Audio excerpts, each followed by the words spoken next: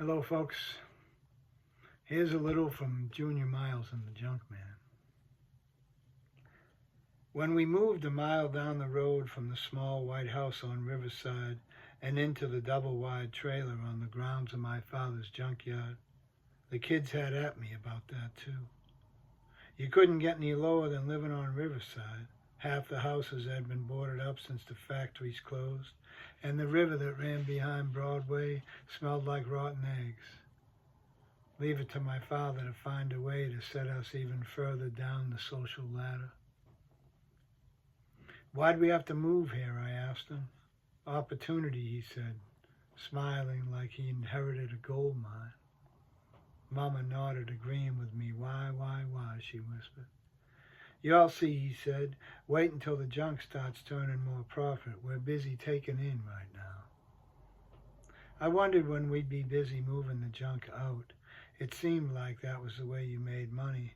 Piles of rubber tires, auto parts, construction waste, copper and cast iron, railroad ties, telephone poles dropped off by the city, and lines of wrecked car bodies, some piled on top of each other like building blocks.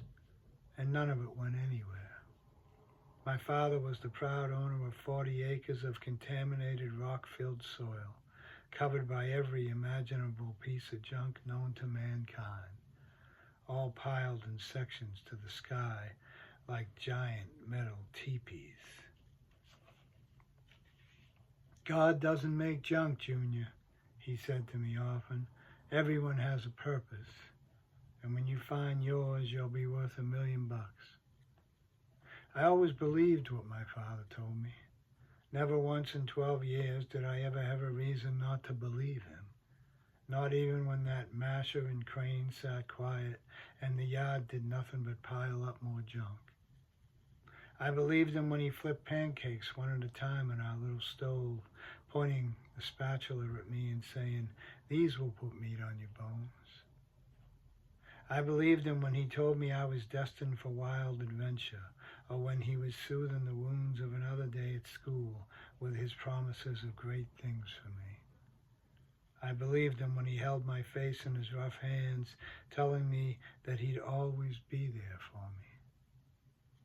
But the day he told me he had cancer and that he was going to die, I called him a liar and ran into the junkyard, where I stayed until Mama found me in the back of a beat-up old Chevy van.